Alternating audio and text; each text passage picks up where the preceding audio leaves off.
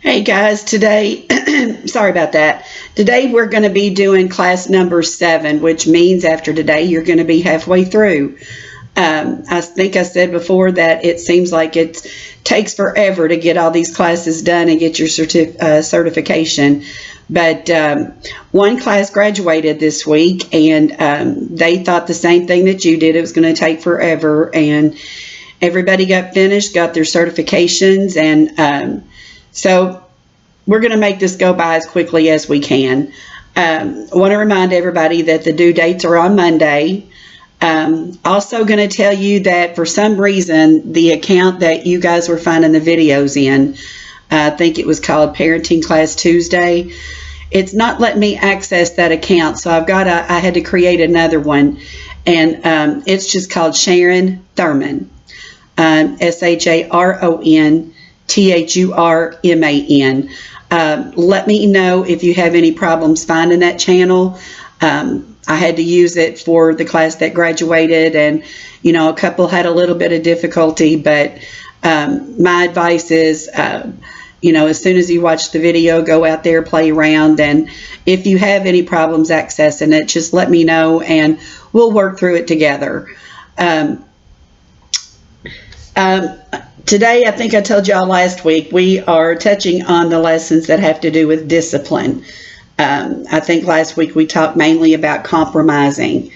If you have a curfew at 10, there's a party at 11, learning how to compromise with your child to come up with a better solution that makes the teenager may not be too happy about it, but in some cases they will.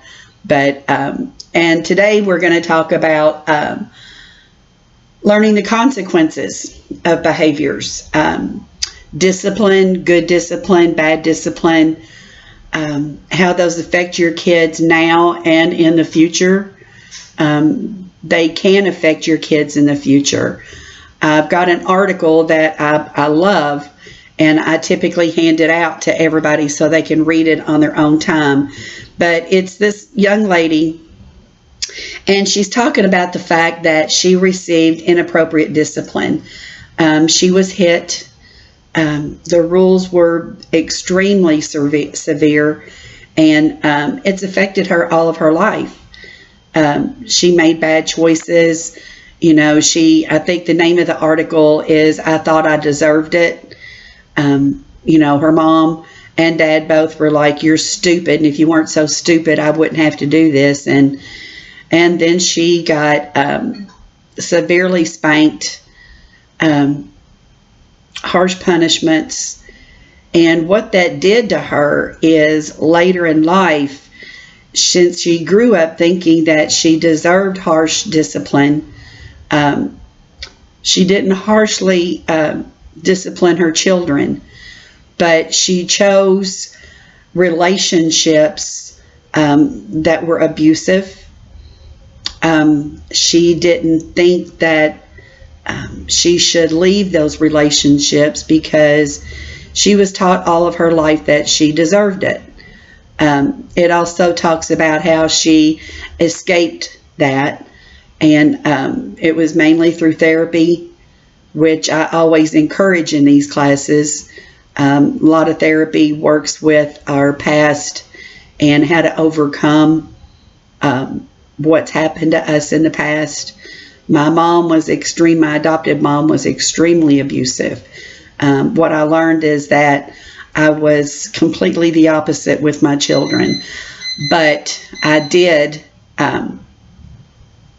was married in a relationship for 20 years that was abusive, and it took me 20 years to realize that I did not deserve that kind of treatment, and I finally left. I don't want anybody to go through that, and I'll speak now. I had a student in a former class that called me after the classes. She realized that she was in an abusive relationship. My main job at the Sunshine Center is a case manager for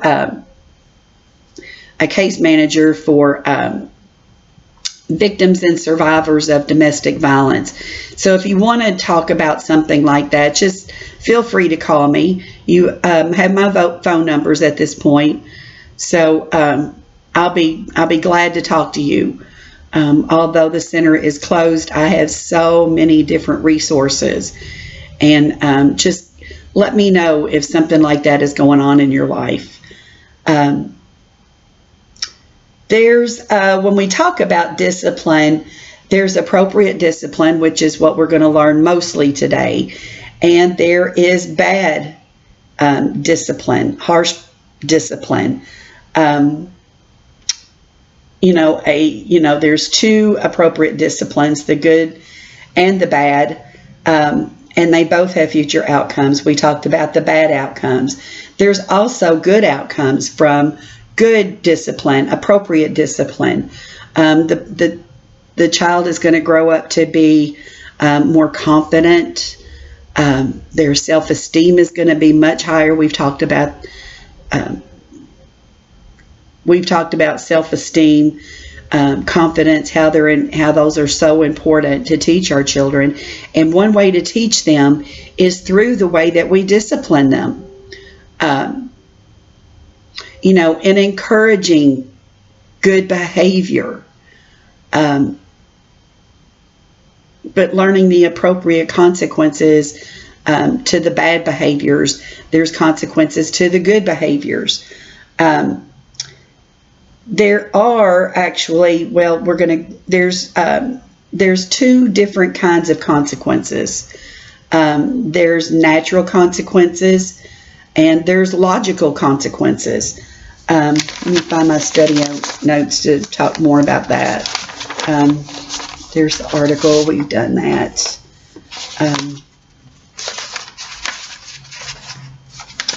That's what we want to talk about. I'm sorry about that, everybody. Sometimes it's just hard to find these things. I think I have them so organized, and that's disgusting in a fingerprint kind of way.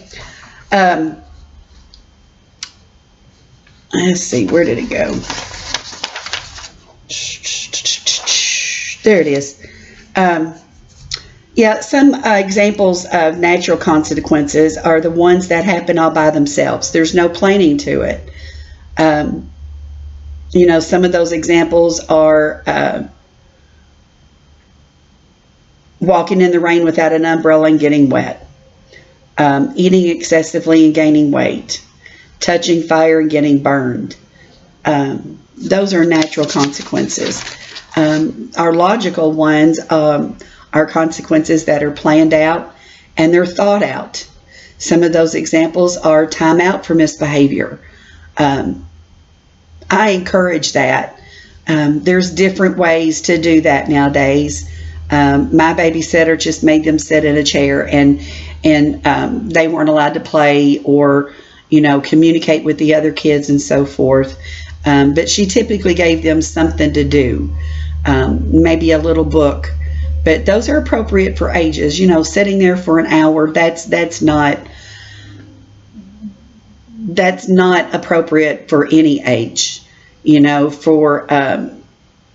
Typically I think I would love to talk to preschool teachers to get a better handle on that one, on what's appropriate per age.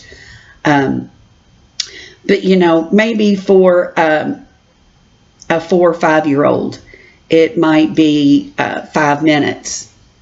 Give them something to do in that time, though. Don't make it so harsh. Explain to them why. We've talked about this behavior that you've had. You've been taking toys away from the other kids. We've talked about it, and I've explained to you that there are consequences and that there will be a timeout. I don't want us to have to do that again, so I hope that you learn from this. Talk to them, explain it. Don't let the child know that there's not going to be a consequence. It's not fair. The curfew is at 9 o'clock. If you come in at 9:30, then the next time you want to go out, we're going to change that to 8:30. Another thing that is very, very important is to stick to what you're going to do.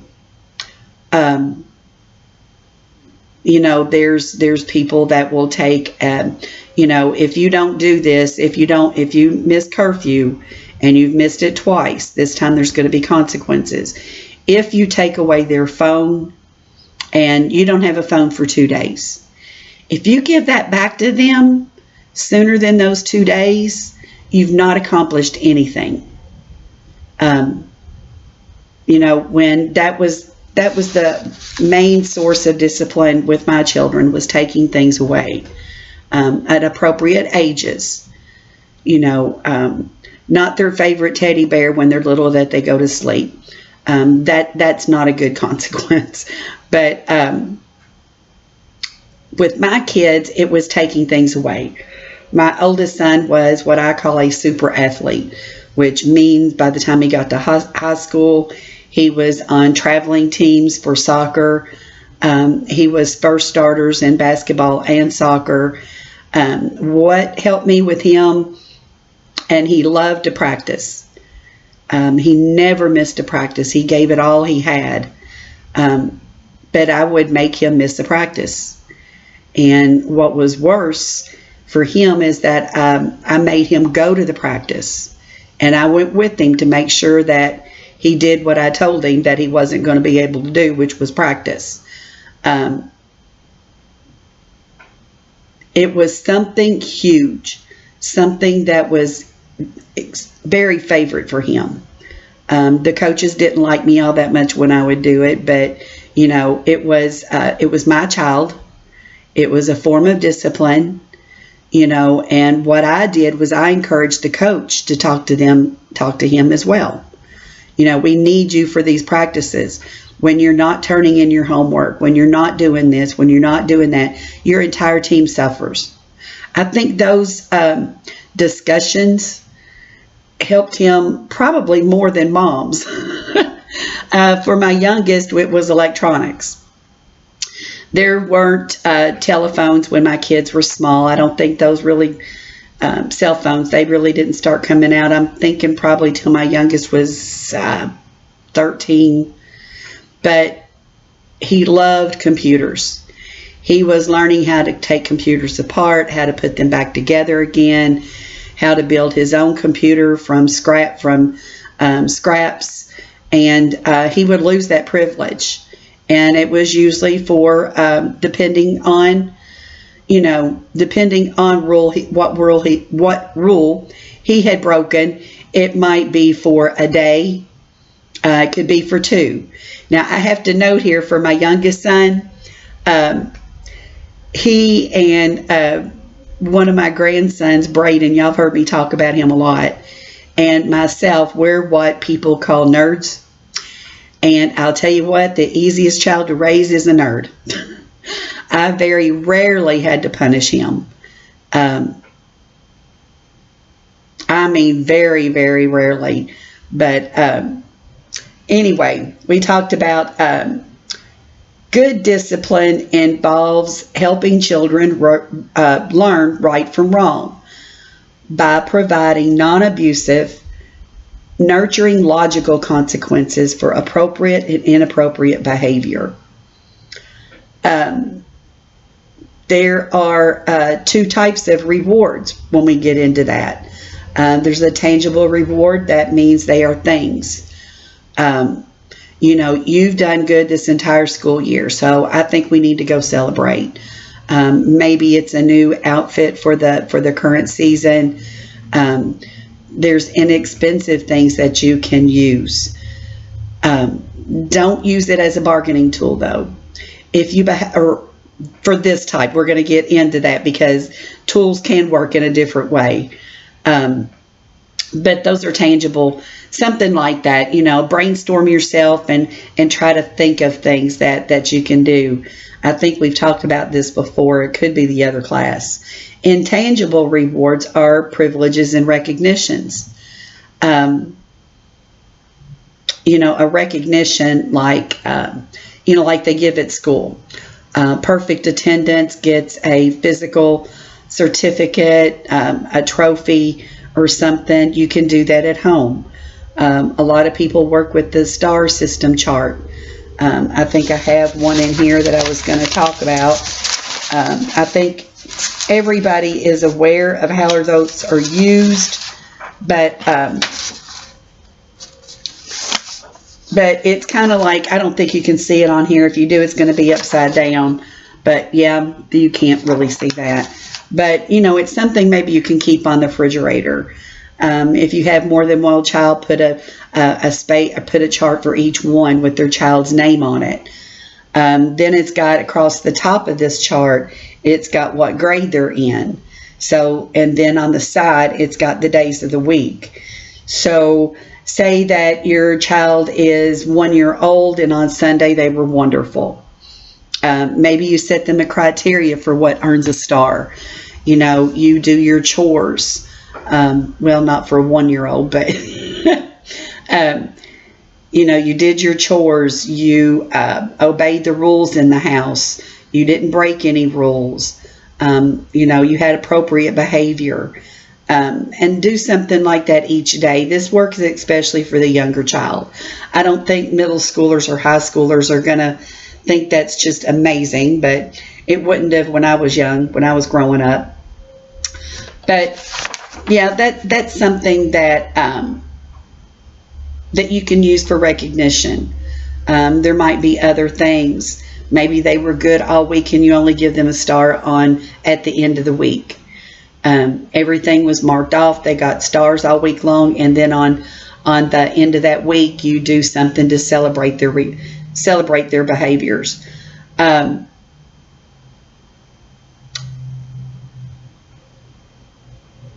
Let's see. Yeah, they're listing different things that the 5 following types of rewards as consequences for desirable behavior. It could be praise. You know, I encourage everybody to use that a lot. It builds their self-confidence. It builds their self-esteem. You know, good job. Everybody does that. You know, my Braden, one of my 12-year-old grandsons, I've got 2 of those, by the way. That's why I say one of them.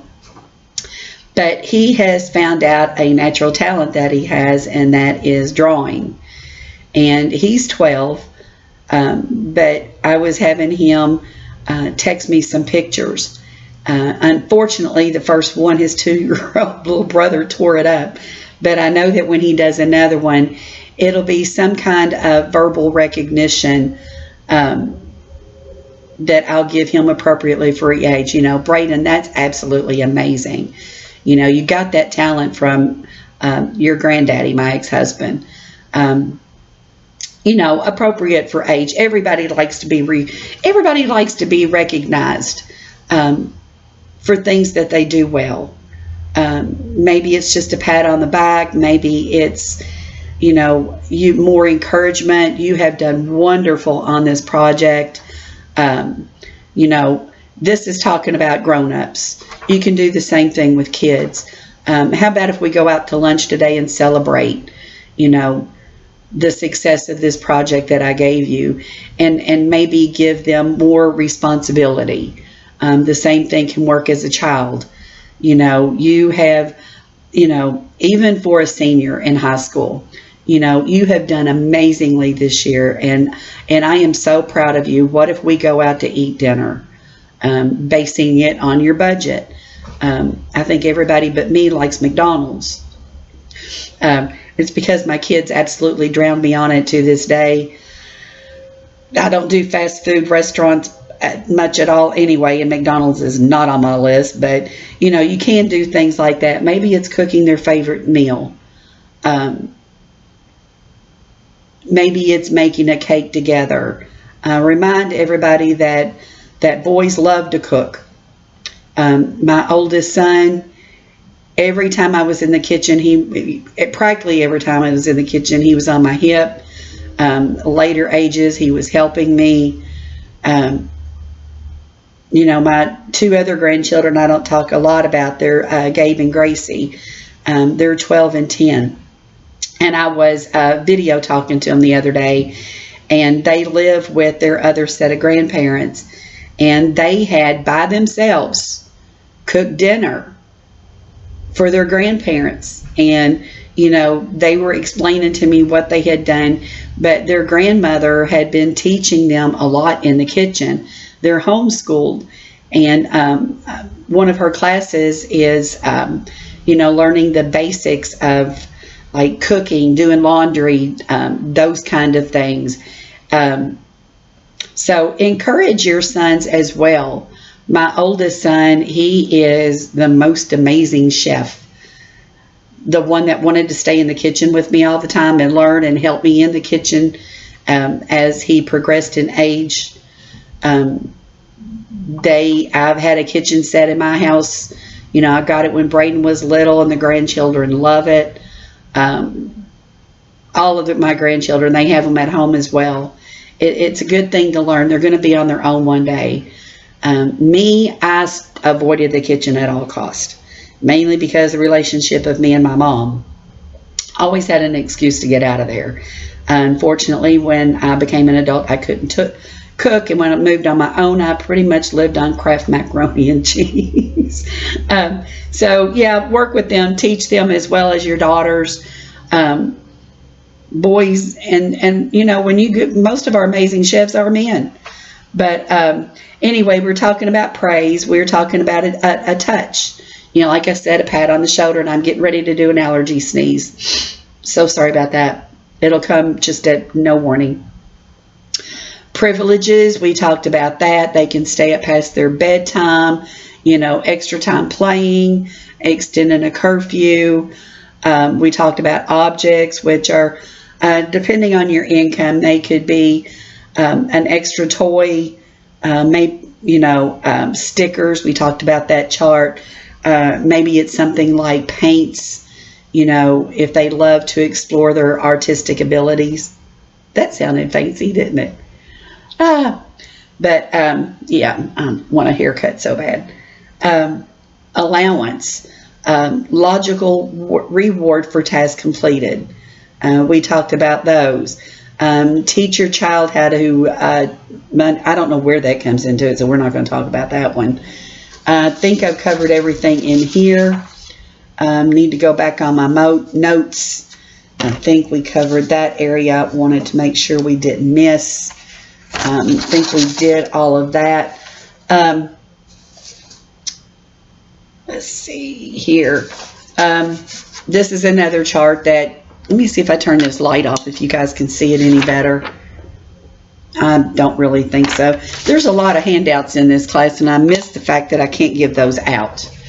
But basically, this one is we're learning how to talk to our children when they don't follow the rules. Being harsh. A lot of times, words do more damage than actions. They call that psychological talking discussions. They can come like in harsh words. It's the words you say, but it's also the tone of your voice. This one, we call it the discipline cheat sheet. Instead of saying that, say this instead. So a few examples of those are, your child messes up. They do something most likely it's something that they just don't know how to do, or they've forgotten how to do something. So you might look at your child and you might say, "What were you thinking?" It's loud. It's harsh. They're going to jump back. They're going to feel their self-esteem is just going to go down. Their confidence is going to go down. So instead of saying those words and in those tones, you might tell them, "I'm going to help you with this." Some kids need to be, I'm a slow learner in some things. And I learn from repetition. So it's kind of like these YouTube videos. My first ones were horrible, but repetitively and doing these over and over again, I've gotten better.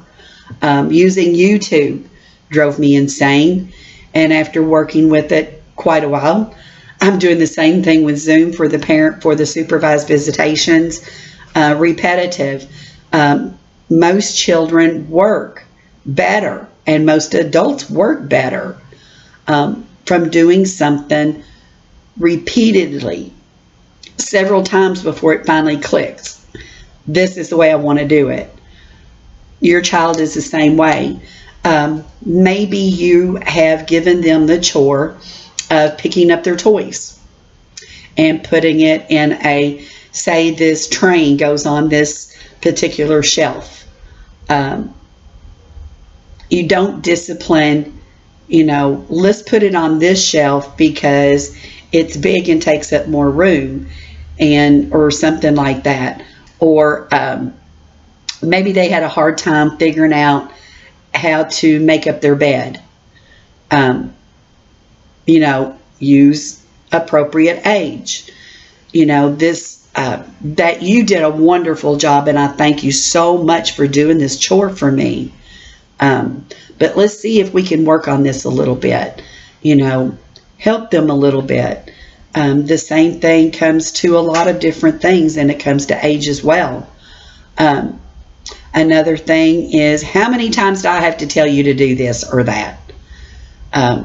We go back to, again, maybe it's a chore. Maybe it's cleaning up their room. It's bedtime. You go in their room, everything is a big mess, and still, instead of yelling, how many times do I have to tell you to do this? I'm going to do blank. I'm going to help you do this again. And maybe so that it's going to be easier for you. It depends on age. Middle schoolers and high schoolers, good luck with that one. My youngest one, he's still a slob, and he's early 30s. But,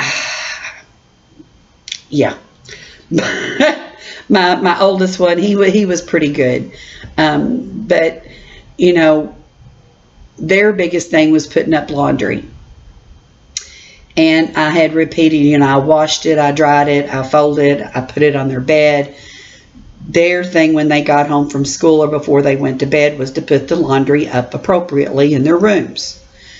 My oldest got into this thing to where I went in to get him ready for school, and he had just thrown all of his clothes on the floor. The first time he did that, it's like, you had ball practice today, or you had a ball game today, and I know you're really, really tired. You were probably just exhausted and wanted to go to bed. Next time, let's try doing that earlier. When I do the laundry and you see it on your bed, go ahead and get it done then. But then after the third time, and I'm thinking to say he was probably early teens, it was like, okay, I've worked with him, we've tried this, we've tried that. So what I did is I taught him to do his own laundry. And for a full month, I'd never back down. He had to do his own. And he thought he was having a hard time finding time to put his laundry up. And now he had more difficulty finding time to do the whole thing. And after a month, we went, are you ready? I still want to do your laundry. I want to help you because you're busy. Do you think you can do it right this time? And we didn't have any more problems. Didn't work with my youngest. We had to do this type of thing over and over again. Stubborn. I don't know where he got it. I'm not stubborn at all. Yeah, he got it from me. Another one. Oh, this is horrible. I went through this with both of my kids, and it's embarrassing you in front of other. Oh gosh, no, we don't want to let my computer update right now. But let's go back. Oh no, what did it do? It surely did not do that. It tried to anyway. We'll figure it out in a minute. Hope it doesn't get in the way of this video. If it does, I'll do 2 videos. One for 30, one for 30. But they embarrass you. You know, you're right in the middle of the grocery store. And as toddlers, they start coming out with these words, inappropriate words they've learned at home. I say this one because my youngest did it to me. And it was, you know, quiet, quiet. We don't say those words. We don't talk about this. Finally, I had to just leave my groceries there, and we went out in the car and had a discussion. I don't believe in corporal punishment. He wasn't spanked or anything, but he just kept on and kept on, and so we went home. A lot of times after shopping, we would get ice cream or something for good behavior, and there was nothing that day. We went home. Maybe it's in front of family. You're at a family event. Maybe it's a more, what am I trying to say? That word is leaving me right now. Maybe it's something like being in church or a wedding, a formal. There we go, that word formal. You know, and it's kind of like, you're really not behaving the way I wanted you to behave. Let's go outside and out of the room, a different location. Let's talk about this. And talk to them, you know, and calmly. You know, this is why we don't act this way. You know, we're disturbing other people. This person can't talk, etc., etc. But anyway, those are a few things that you can say. Instead of that, let's say this instead. There's some really good pointers. I learned a lot. There's other things now. If you know, go to your room. Think about things that you say. Maybe it's something that you realize you've said it after you've done it. We've talked about apologizing. Apologize to your child. Apologize. Let them know that you messed up. That builds their self-confidence and self-esteem too. When they know that you, their role model, has made a mistake and has messed up, and they apologize for that behavior, they're more than likely going to apologize to others later in life. Yeah, that's a good one. Let's see what we've got. Oh, another one I wanted to talk about, and that's, you know, a lot of that we're hearing and we're seeing it right now. Not accusing anybody of child abuse, by no means. But, you know, statistically, those numbers are pretty high right now. You know, everybody is cooped up together. It's been an extended time. We don't know how much longer it's going to go on. And there develops a lot of stress. People will lose it easier because, you know, you say you've got 4 people living in the same house together. Normally people, they're not together this much time. Your child could be in school, in preschool, at the babysitters. You might be at work, and then your family time, the time you're together, is at night when everybody gets home. You know, right now everybody is together like glue. You know, I'm single, I live alone, but I can understand how that could just get on your final last nerve. But you know what? We get stressed, we act out. We've talked about repeatedly different ways that we can alleviate stress in our life. You know, I talk a lot about the different apps that you can put on your phone to help you relieve stress. We've talked about other things that we can do besides taking our stress out on somebody else. If you see that you're getting to that boiling point, go into another room away from the person. You know, I never, ever, not once, ever disciplined my children when I was stressed, when I was angry, when I was fed up. I just didn't do it. That was one of the big things with my mom and her abusive discipline. Her temper was, she had a fuse about that big. And she would hit me without thinking, with anything she could get her hands on. So I made a point to distance myself from them, go into another room and calm down. It might be the next day. And then we would sit down and talk about the discipline. I didn't do that. I've heard of people that said, make them think about it for a day or two. Let them think about what they're going to get. Let them think about it. That's not fair to anyone.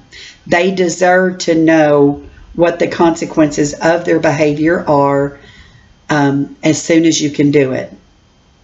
But if it means going into another room, taking a walk, distancing yourself, and then come back later where you're calmer, where you have a good tone in your voice, where you're not harsh, those are important things, extremely important things to do. And your child is going through a lot of stress. They go through stress a lot growing up. We've talked about that, from infants all the way up to your later teenagers, even your 18-year-olds. Later age teenagers have even more stress. But all ages of children have stress. They show it in different ways. We've talked about that as well. I think we have. But the way that toddlers, the way that all kids, whatever age, with stress, they may act out more. They want to take their stress out on something else too. Maybe your toddler is getting aggravated and stressed and they throw things. And you need to teach them that they can't do that. But be aware, watch the signs of your kids being stressed. I know that one of my grandsons, one of my 12-year-olds is homeschooled. He gets stressed being in the same house with his sister day in and day out. So his grandmother has come up with different ways that he can work that stress out. Some kids have heard about this virus. Maybe they're stressed that, they're going to get sick and die. Their parents, their grandparents, their families, they've got a lot of stress going on right now as well. And a lot of that stress comes from the way that you talk around them.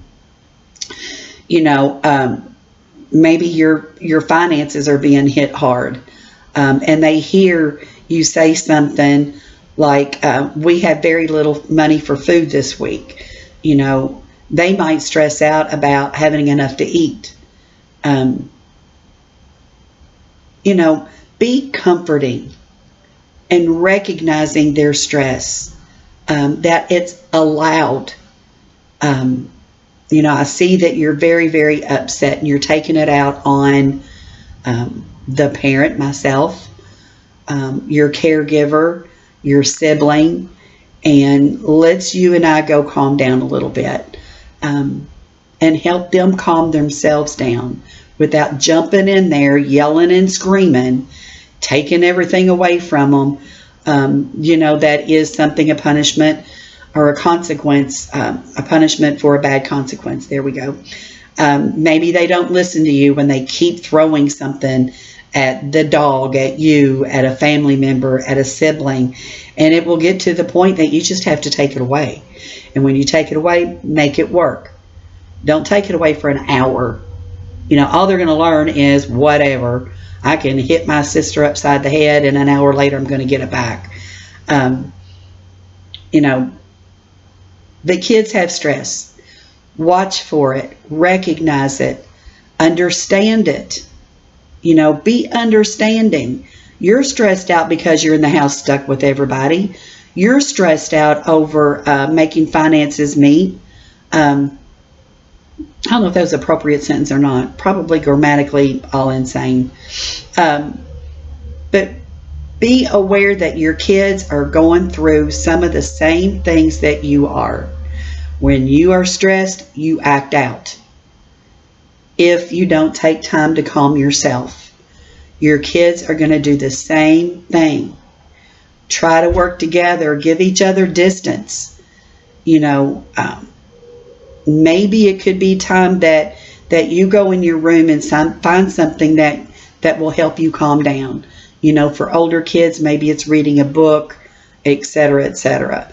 But help them learn how to handle stress appropriately.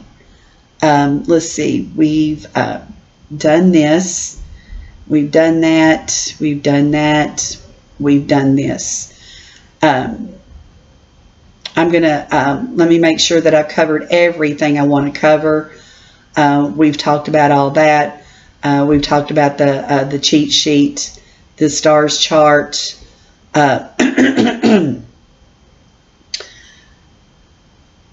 Let's see, we've talked about some of that. I think I'm going to go back to what they want to make sure that we discuss here, and I might have everything covered. I wanted to make sure that I do, because learning rewards, punishments, it's very important. I think what I'm going to talk about to close this up is corporal punishment. The reason why I don't and didn't use spanking or hitting is I think, I can't remember how old my two boys were, but they were like 6 and 9, something like that. We were going to my mom and dad's. We went over there Sundays for Sunday dinner, and they were, geez, the oldest one, of course, he was horrible about picking and picking and picking. And it always seemed that, and I don't know with you, but why is it kids love to act up when they think their parents can't do anything about it? One of those is driving. And that's what mine did. And it drove me up a wall. I was very stressed out from some things that were going on at home. I lived out in Bald Knob, and so the drive to my parents was probably 20-25 minutes. And the very minute we got in the car, the oldest one started that picking. The youngest one would never defend himself, and all he did was cry and moan and not take care. It was a nightmare. And we were almost to my mom and dad's house. And I don't know if your parents have done this or have you done that, but what I did was, I'm driving, they're still, I'm trying to tell them to behave. Nothing is working. And I did this number where you reach in the back and start doing this. Well, thank God my arms are too short. I wouldn't be surprised if my kids weren't giggling under their breath, because I wasn't going to hit them. I didn't have that. And then I didn't even think about it. Of course, dinner at my mom and dad's, me and my dad we had such a connection and a strong, strong relationship that just talking to him and his jokes and his stories, I was calmed down. The stress was gone. And when I got home that afternoon, all I could think about were the horrible things that could have happened. What if I had made contact? What if I had smacked one of my kids? What if went on and on and on in my mind. And I remember thinking that this is never going to happen again. Never. I grew up with my mother hitting me all the time. I knew the damage it did to myself, and I did not want that damage done to my kids. What I ended up doing is going into my own bathroom and crying my eyes out on what could have happened. After that, I can't remember the exact discussion. Of course, that's been 1,000 years ago because I'm old. And we had discussions before we got in the car on the consequences that were going to happen from their behavior when they got home. I'm not going to say that it was always a nice, calm drive experience, especially when we went to the beach. That drive, we took a lot of breaks, let them run it out. But it was more or less, if you're picking at your brother the entire time I'm trying to drive, this is what's going to happen when we get home. With the youngest one, if you're constantly whining and crying back there, we're going to have a consequence when we get home. It worked fairly well. Of course, we still had moments and times, especially on lengthy trips. If a lengthy trip was something fun they wanted to do in Lexington or Louisville, I remember me turning the car around and going back home. Not going to happen today. I don't have an example of one of those, but you can use your imagination and think about something. Think about that. But like I said, there's other things that worked out for me. Now, I'm not saying that as a toddler, I don't know how to say this. I don't want everybody beating their kid, but I know that Braden, my grandson, he got in an age and he was a little more than crawling, barely walking, but he wanted to go to the electric outlets.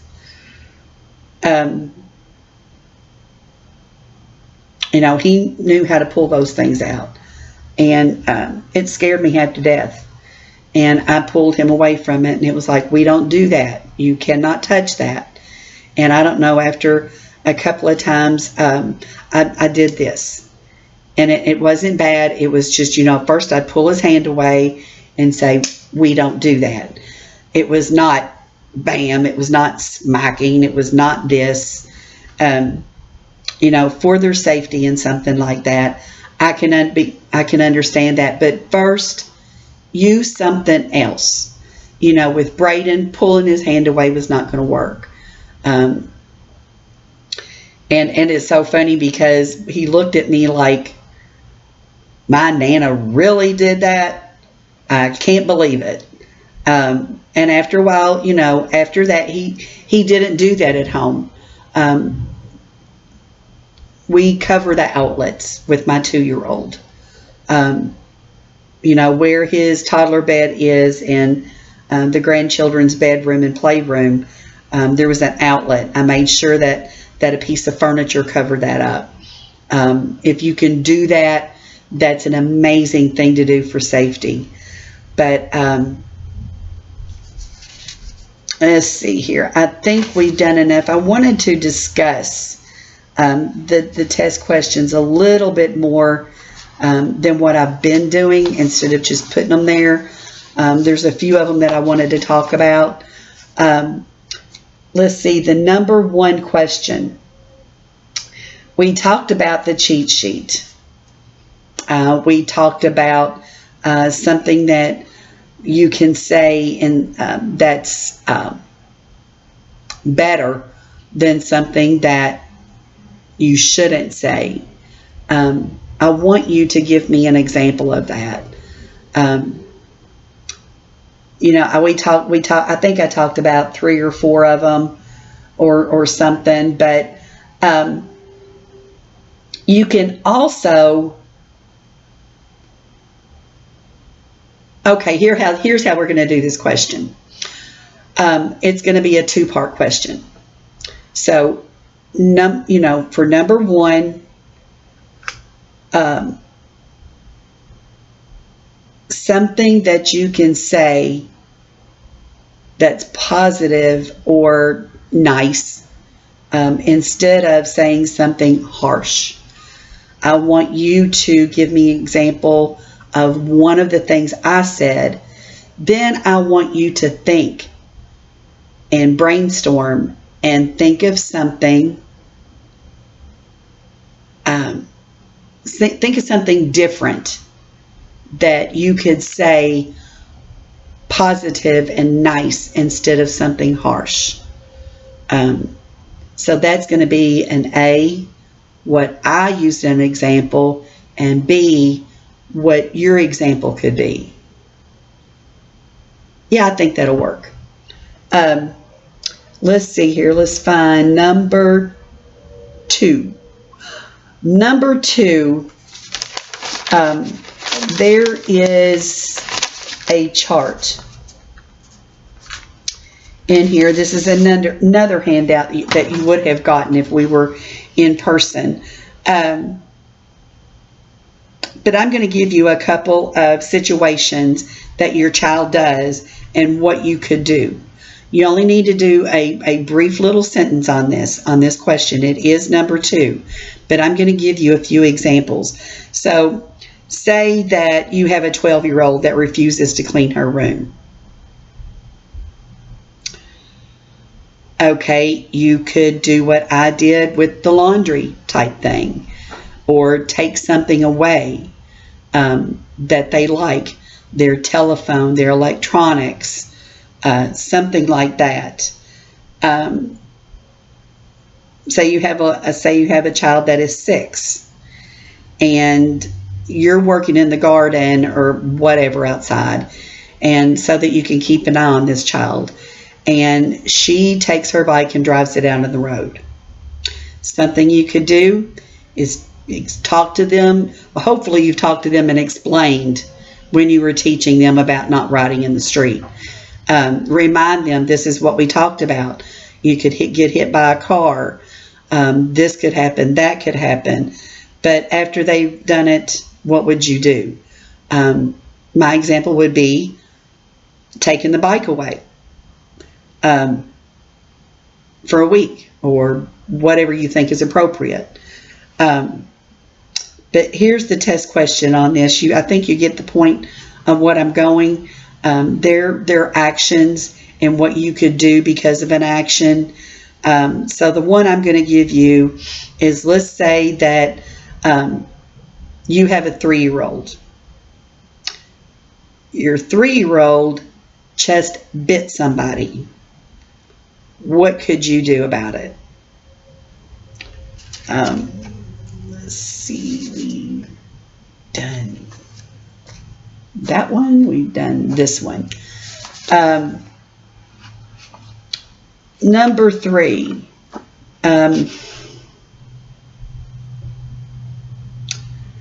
geez, I wish I hadn't put that one on there. It seems kind of a little complicated and overthinking.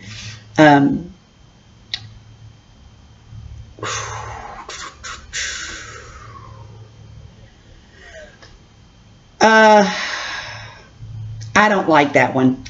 It's a little bit too much, and we're just not going to do that one. What it was is we were going to talk about the 2 different kinds of, let's see, you remember we talked about the 2 kinds of consequences, the natural and the logical. I was going to talk about specifics, but actually when I'm looking at it, I'm not really happy with the way I explained that one. Consequences, the natural ones, we talked about, if you go outside, it's pouring down raining, then that's a natural thing. Rain is a natural thing that's going on out there. You go out there without an umbrella, a raincoat, etc. Those are natural things. Then we talked about the logical. You eat way too much, you're going to gain weight. I think that's happening for a lot of us that are working from home. I'm trying to be really, really careful, but anyway, that is a logical thing that happens. When you touch a hot surface, you're going to be burned. Talk about those with your kids, but I'm not going to use that as a test question. So evidently this week you're only going to have 3. Let's see here, that covered that. This one, we talked about rewards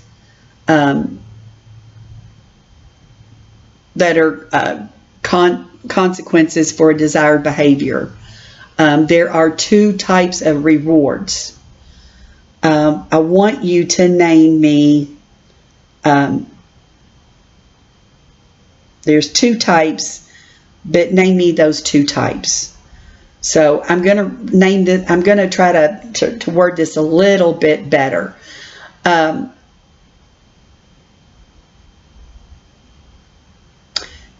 Okay, I think maybe this might work better with an example. So one of those rewards could be toys, clothes, or money. That's one. But anyway, you might have to go back in the video. I hope you wrote some notes and don't have to go too far back to find this one. But once again, there's two different types of rewards. I want you to name those two. But if you have a problem with that one, let me know, and maybe I can explain it a little bit better. I wish I had thought of a different way to explain it better. But this is the 7th week. I'm finished with this class now. And remember, you're halfway through now. So don't give up now. Do not give up. You only got 7 more to go. But anyway, that concludes this week's video. Remember the same old thing y'all heard over and over and over again. Text me the photo of your answers. Also email those to the Frankfort Sunshine Center. You know all those things now. Make sure you put your first and last name in the subject line. If there's 2 of you watching the videos together, put both names in that subject line, first names and last names. We had somebody that we had to figure out this week because they didn't have a name in there at all. It just took more work to try to figure that one out. That just makes everything so much easier. Remember, try to take your child outside. When weather permits, let them run off all that stress, run energy off. It's good for all of us to get some fresh air. So be safe. Be careful. On the safe thing, I wanted to mention this. I have a friend, and she has her own little business to the side. She makes all these things, and she's graphic. She's great. Mainly it's graphic T-shirts, etc., etc. But she's making these protective masks. And I was going to buy one from her, but what she pointed out to everyone, and she quoted from a medical perspective, that these homemade masks are good for one use. My advice is that, they're all coming out with these fancy, pretty little masks and the faces on them and etc. If you're going to do that, make those white.